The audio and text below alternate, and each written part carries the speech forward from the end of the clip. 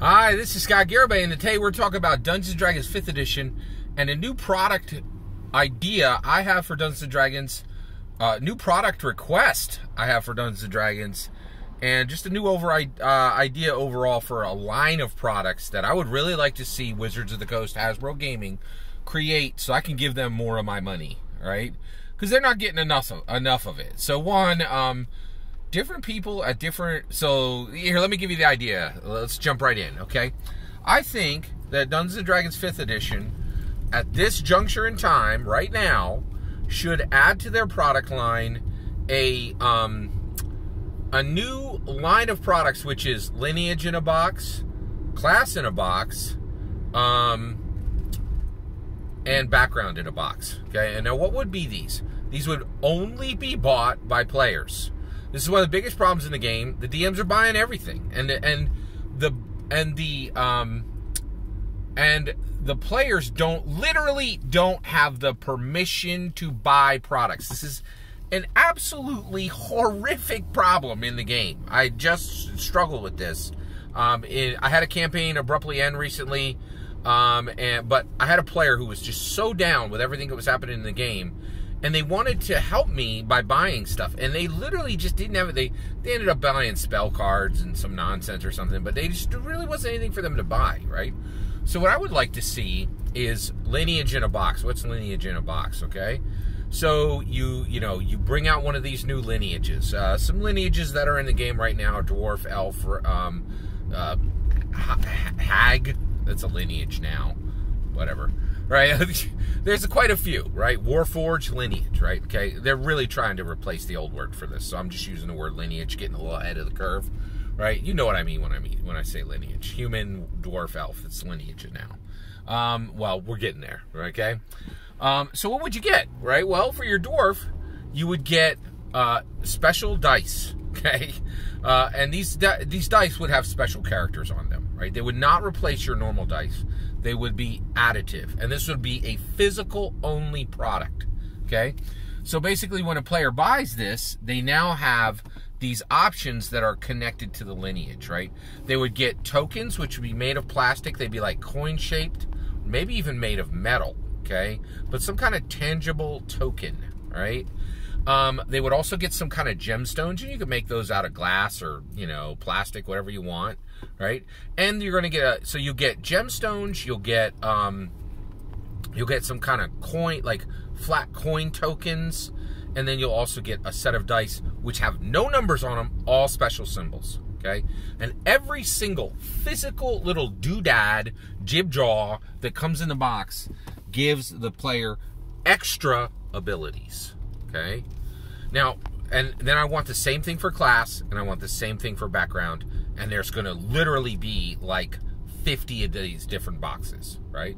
But you could take 5 years to put them out, right? Like just one a month, one a season, whatever you want to do, right? I'm not quibbling over the frequency, right?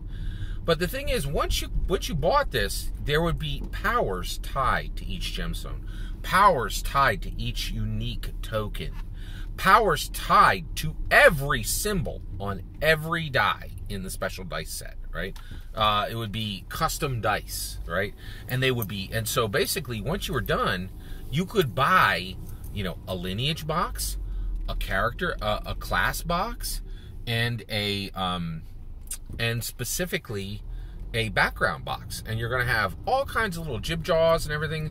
Now, why would we do this? Well, a few things, right? One, I am convinced that Dungeons & Dragons doesn't have any idea of how much wealth is in the player base. Like, there really aren't many poor Dungeons & Dragons players, and if there are, they ain't poor for long. People who read 750 pages of content to play a game don't stay poor long, period. End of sentence. Right? It don't happen, right? Like, it just takes too much drive, organization, and passion, like, to play Dungeons & Dragons. Like, so there's a crap ton of wealth. There are literally millionaires playing this game. Just go on YouTube, listen to some of the reviews. Like, you will hear some stuff. Like, I'm buying, like, for 1E, high condition stuff. Like, if you play D&D, you gonna make money in your life, period. Like, it's a fact, right? So I want them to get more money, more wealth, more of the wealth from the player base they have, right? I really want that. I want the design lead on 5th edition to make $1 million a year, right? Like, I want everybody who works at WotC to make $100K plus, right? Like, this is the, you know, this is an American, like, this is, Dungeons & Dragons is an American treasure. Pay them, you know, pay the people who are connected to it. Pay them well. And right now, I don't think they ain't making much, right? I really don't think. Ain't nobody going to WotC to make lots of money. That is not happening. I'll tell you right now. Every single person in the tabletop role-playing gaming industry ain't there for money, because they can make more money in virtually any other industry. That's for real, okay? In addition to this, reward physical table play, right? We're coming out, like, everybody's getting vaxxed. Like, we're on the, you know, we're getting to the point where we are ready to return to the table, literally embrace friends. Now, you know, absolutely, I always wear my mask. I'm all for, do what the CDC says. I'm all for that, right?